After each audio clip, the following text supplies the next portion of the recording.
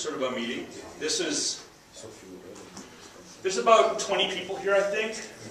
And this came together within, I think it was 2 days. It was like, we should meet. It doesn't look like it in this picture, but there are 3 CEOs of different immersive environment companies. There are at least 2 fairly high-level managers from Sun Microsystems.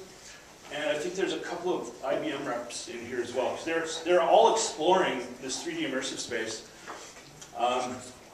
And I had been doing some work with bringing some in-world objects that connected outside to spreadsheets and to various things like that as you start to make the connections, because you can basically connect to anything that's a web service, kind of an object. You can connect from inside to outside and then see all that stuff, sort of bring I don't want to get too far because the whole point is about bringing data in and visualizing in the space.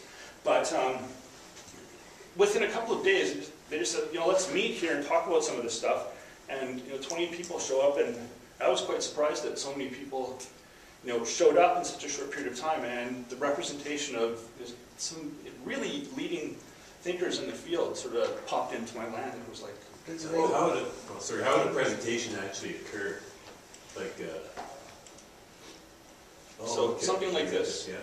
This is an actual sort of a conference-like event. Right. This is actually a regularly occurring event. This is in Second Life. It's called Metanomics, is the title of that particular mini sort of a conference. It happens almost weekly or bi-weekly, or it used to happen weekly. I'm not sure what the schedule is now. But it's also very similar to this if you go to a conference-like event where there might be 2 or 3 days scheduled, and people actually book ahead of time.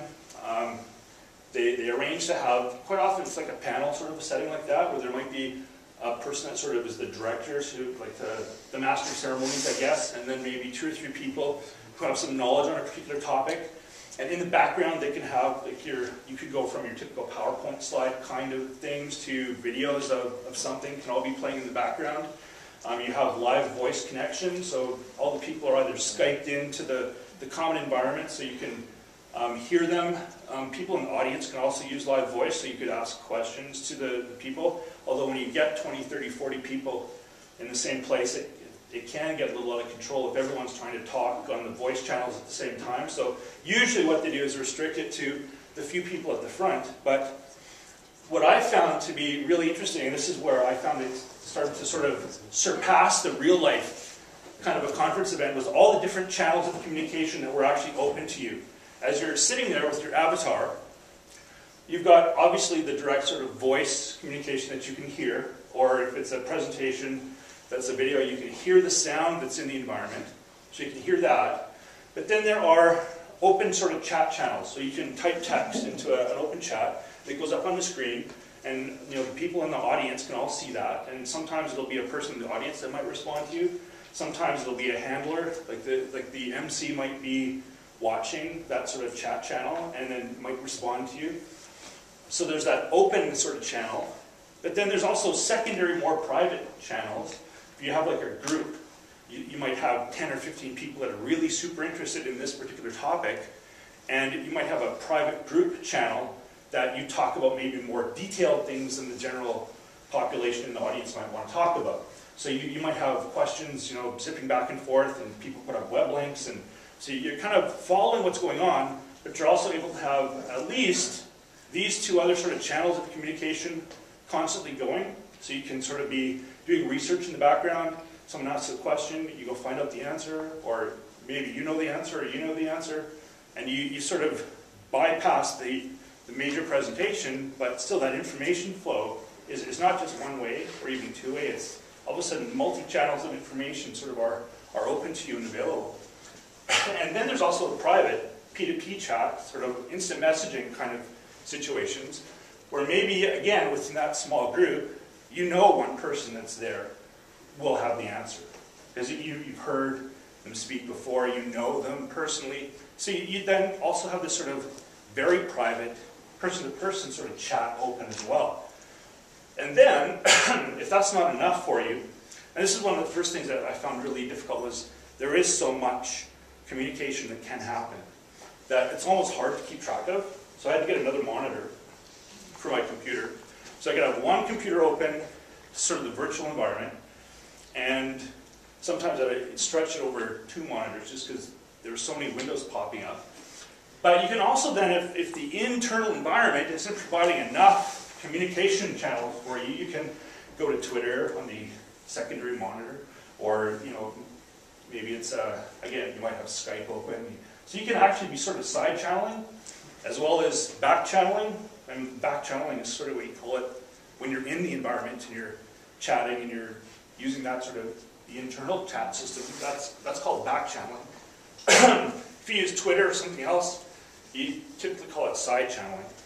But it's not a formal name, it's just kind of what I thought of. And you can also be doing something totally different. Like you can be answering email, you can be working on something else. So you can be doing several tasks that are related to your everyday work, but still attending a conference in Australia that has several speakers that you'd never ever get to hear in your life speaking, and have the ability to interact with them. And if it does get boring, I mean, you click, you quit, and you're gone. No one really notices that an avatar disappears.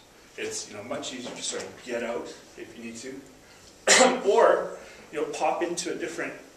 There's usually several different presentations going on, and you can just quickly pop in, pop out, go to a different place, and sort of pick up the conversation. You can look back at the history of the chat and sort of see what's been going on, and you can also save everything. Like you can basically log everything that you type, everything that happens sort of in the environment can be logged and posted somewhere, so you can go back and review the questions and review the information sources that were available. Is that a bunny rabbit on the right side there? It could be.